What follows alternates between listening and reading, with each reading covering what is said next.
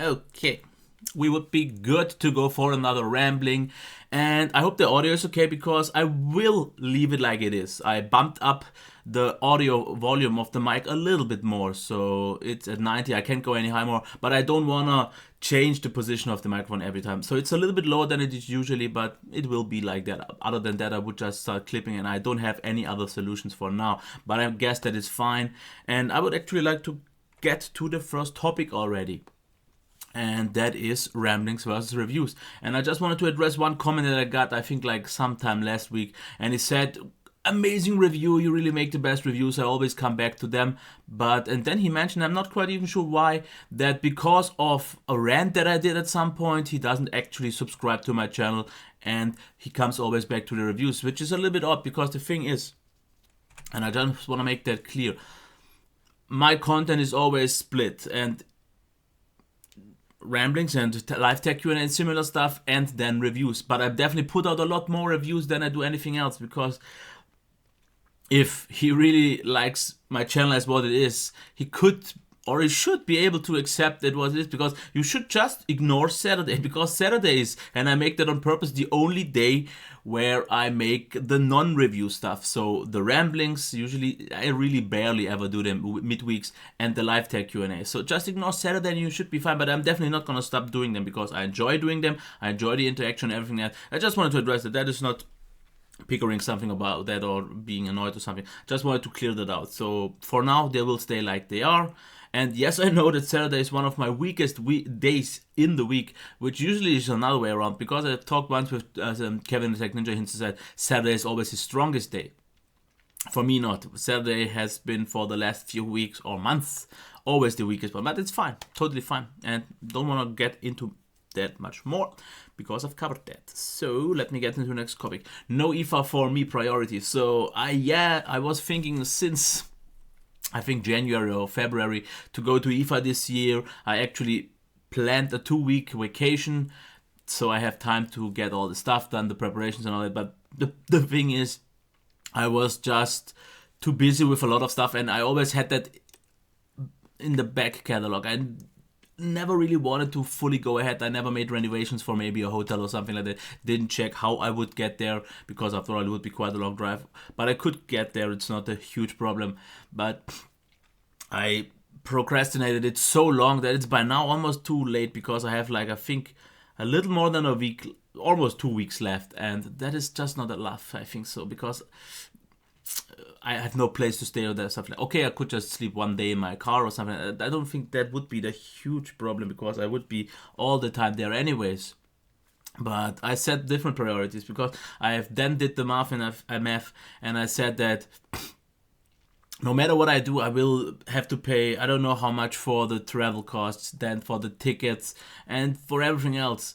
And I don't know how much it would exactly cost, but my estimate is at least a few couple $100. So at least 300 or 400 the whole stay, or maybe a little bit less, but okay. But the problem is I wanted to get a video capture card, a second one, for so long already, and I thought maybe I should just save the money and not go to IFA, because it's also a lot of trouble, and I'm not someone who's really good at big public events. I'm more of a shy person outside, and I thought maybe I should just save up the money and get the Elgato HD60 Pro that I wanted anyway, so I got that.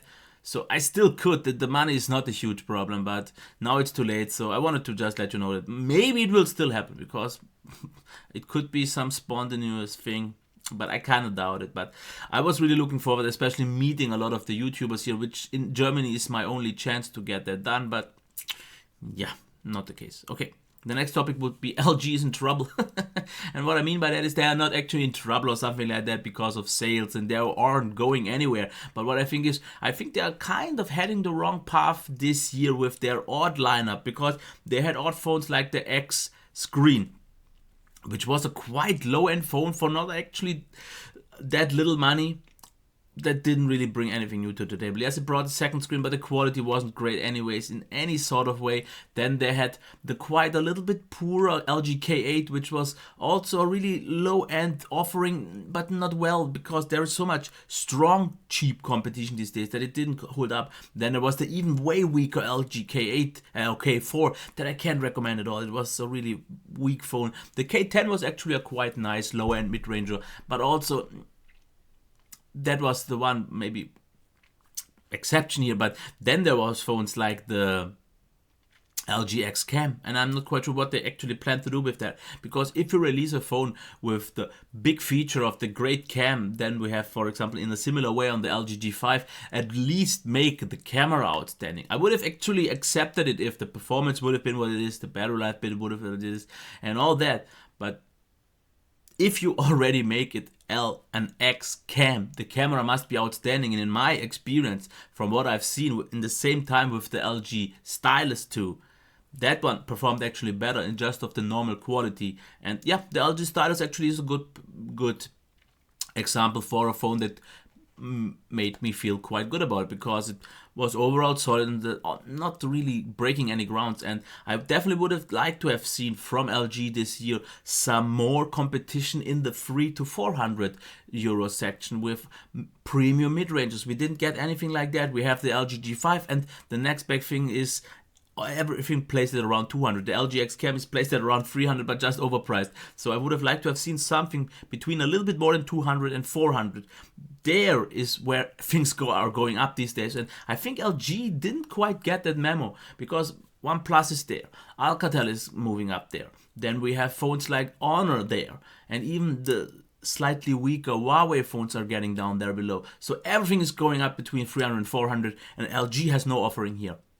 Actually, in some way they have, because at least here in Germany you can get the LG G5 so many times already for 400, but that was not intended. They didn't plan for it to be, it just didn't sell. So they should focus more on that. I still want to make them succeed in the higher end segment, but I definitely think they kind of lost track, and they didn't quite see what the market is actually expecting to get from them, and they kind of missed the train here. They definitely should put a little bit more effort into those phones, because this is where I think you can lose a lot of money or make a lot of money. Okay, the next topic, on the fly video setup. I made an entirely I made a specific video just for that. You can check that, it will be in the description below, but I just wanted to quickly mention it in case you missed it. It is the video before this, and all I have to say is there, but just real quick so you know what it is. Since I have now two video capture cards, both cards are connected to my PC, and I can make everything on the fly in OBS with, as you can see, things like the overlay, and I can put a lot more of it. I could switch the cameras, which I can't right now because it's not turned on. Or is it? It actually is. As you can see here, yes, and this is my big belly. I can actually, I need it in a few minutes anyways. So, yep. That is the possibilities. I can switch that on the fly. I can actually, what I didn't plan on doing is make all my reviews like this, because I actually planned it just for the hands-on reviews and for the hands-on videos and so.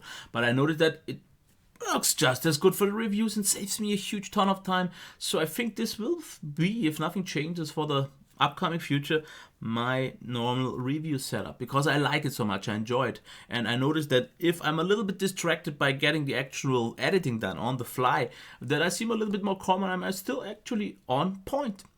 Yeah, so definitely check out the video, let me know what you think if you didn't already in that video. Third-party launches versus performance. This is about a few comments that I got the last few weeks, and I just wanted to address that, because there were some people saying that when I use on a review unit a third-party launcher, I shouldn't do that because their device performs a lot better or it bothers the performance.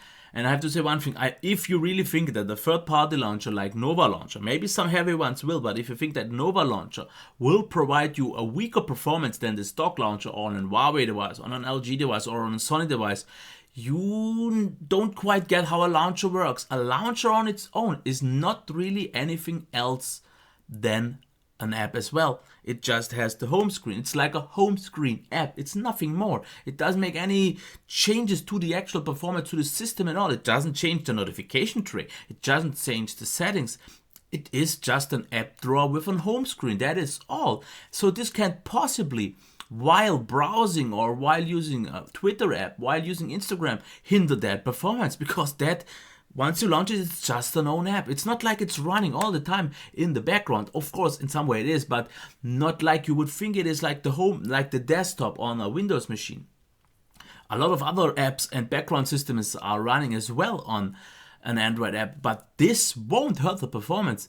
If at all, the performance of the app drawer and home screen could be worse, but not for Nova Launcher. Find me a stock launcher that performs any better than Nova Launcher. Nova Launcher is clean, fast, minimalistic, but allows you to offer tons of options and settings. And when I see people being upset when I use a third-party launcher, I totally don't get it. But for a long time, I got one thing. When I did at first start making reviews, I always used Nova Launcher, and people didn't like it because I said it's not the out-of-the-box experience, and I totally get that. And the problem is that I actually used stock launchers for like the last 1.5 years on the review units. But believe me one thing, since recently, it just became so annoying because they still lack the most basic features like swiping down on the home screen to open the notification tray. I just need that, especially on the bigger phones. It is so odd. What I agreed or what I'm doing wrong is usually I want to switch back for the review to the stock launcher because I used that as well for the first 1 or 2 days. But I just don't have it at that point anymore when I make the review. And that is legit because you want to see the original stock launcher in the review. I just sometimes forget that. But it does not hinder the performance, because I saw someone saying I used it on a Sony device and it performs so much better, and he thought I was a good reviewer, but seeing that it makes him think otherwise. And then someone else today said he has the P8 Lite that I reviewed and his ones perform so much smoother, and he thinks that on EMUI really impacts the performance. And no, it does not. It just doesn't work like that. I have a great performance on the P8 Lite. Of course, it could maybe on video seem lower to you, but keep one thing in mind. My videos are only 50 frames per second, so not even 60 frames. And with 60 frames, they would look a lot smoother. So don't worry about that. A third-party launcher does not hinder your performance. And I'm seeing that I get through the topics faster than I expected. It's annoying to be wrong.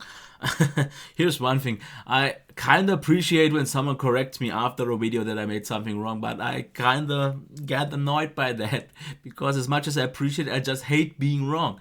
Because yesterday I made the P8 Lite video and immediately someone told me when I said it has no Gorilla Glass that it has Gorilla Glass. Then I made another video where I got, for some odd mistake, I got the specs of a phone completely wrong because I mixed up the specs with a higher end version of that phone. So that one was legit, and I was happy he did that quite early, because I could fix it. I had to delete the video and re-upload it again after I've edited and made the changes wrong. So these kind of things are okay if you tell me, I say to me, you made the specs wrong and so on. But if you tell me that I do other things wrong, like for example the launcher thing, or don't use the camera wrong, this is constructive feedback in some way that I don't really appreciate all that much, because this is also very subjective. I use the camera like I do it. Why should I use it the way you want it and so on? And the Nova Launcher thing and so on. It doesn't bother the performance. But like I said, it's annoying to be wrong. I don't like to be that, but putting out so many reviews and videos and everything else in my free time with the little sleep that I get off makes me make more mistakes. And I absolutely don't like that, but sometimes I definitely appreciate it. But some smaller pickerings, like telling me that it uses Gorilla Glass when it actually doesn't, I would have rather not have just known that. It wouldn't really change a thing. Most people won't bother about that fact anyways, but yeah, not trying to pick around the comments. I don't have it actually here on the timeline, but there is one topic more, and that's the what's up. So what is coming? Not really much has changed. I finished some of the reviews. The P8 Lite review has been already done since yesterday, so I won't mention that anymore. The P9 Lite Revisited is coming. I just got an update yesterday, and it seems to have made a huge impact on the standby trend. So I have to, if I can, take it a little bit up more for you to see if it makes a difference, because I didn't get to that good enough. Then still the Logitech G9 8:33. What I'm going to do today is the X revolver, the cloud revolver. Once I finish this video and will be uploading it, I will tackle that. Then the Razer Manowar, I hope in the next few days. So I finally, okay, I still have to make that one. So I still have to cover 3 more headsets until that is gone. And then I can send them back and actually get something else to review. Then there's still the Inspiron coming. And then it's already actually done for now. What I got though is hopefully good news from Acer, because I said that once I reach my 20k, I will contact a few more brands again to see if maybe something has changed. And what happened by chance is that Acer actually changed their press agency. And often that improves my chances, because I approach them, or it maybe just changed the contact. I'm not even sure. It's maybe even is the same press agency, but the contact changed. And was it she or was it a he? I don't know quite anymore. But was a lot more approachable. As said, no, it was actually a man this time. Usually it's always women. And he said it's nice to see that I make German content, and that was the deal breaker the first time. But since there is IFA going on right now at Gamescom, he couldn't get back to me. But he said that he's confident and we will find something for me. And I hope this will allow me to get a lot more laptops from different brands. Especially Acer is a brand for laptops that I wanted for a long time. Then their Acer Predator series with their gaming laptops, and even their monitors. They have some peripherals, they have laptops, they even have phones. So I'm definitely looking forward to that. And one thing that is a little bit still wonky as well is Asus, because I approached those or my old contact as well, said him it's like been half a year and so on. And the problem back then was that they didn't actually, the press agency didn't even kind of work for Asus anymore. They make their own job now. And I just asked them if the guy who was previously for them, if he could maybe get me in contact with them. And awesome. And he was, I think, the press agency from HTC. And he really got me in contact with the new press agency for Asus. The woman approached me and she said that from now on I'm her contact and I should just get to her if I have any questions or want some review units. I didn't get back to her since she asked me what I would actually like to review, and I told her since Asus is such a huge brand with a huge variety of devices, I would definitely like to review their peripherals, their monitors, especially their laptops as well, the gaming laptops, the ROG series and all that. So if those two brands work out, that would be a big change for me, because then I could go more into the PC space, but also still get some of the brands that I wanted for a long time, especially Asus with the Zenfone. A lot of people are interested in that, and I always had to say, because so many times in the last few weeks I got asked about Zenfone 2, Zenfone 2 Laser, Zenfone Note, I think so, and I never could have answered that question. I hope this will be possible. And the more brands I get, the more videos I can make, and with the new setup I can make these with less effort, or let's say in a shorter amount of time, because the effort only changes in terms of less video editing. And yeah, that would have been already, it's quite a short rambling actually with 80 minutes, but I hope you enjoyed it. Time code, should be, but that doesn't matter because you've seen it until this point anymore, so I don't have to say that it will be in the description. But I wish you a nice Saturday, because it's 8:30 a.m. I went to sleep slightly later than 1 a.m. So I slept like maybe 6 hours. Not in a row, not in one piece, not the whole time. But I seem to be good enough. So what I have to do now is a lot more videos, because I'm planning on doing 2 headphone reviews today. Then I have the live tech Q&A. And then what I want to definitely do is download, and maybe I should do that right now, download the F1 2016 game, because I'm a huge fan of that. It just came out a few days ago, yesterday, maybe today. And I can't wait to try that. So I wish you a nice Saturday, and you should see this before the live tech Q&A, so maybe you will join that as well if you want to. And don't worry, Saturday is the only non-review day, even though maybe there will be even a review today. Okay, I hope you enjoyed it, and as always, leave the comments down below, and a like is always appreciated. Have a nice weekend, and I will quit this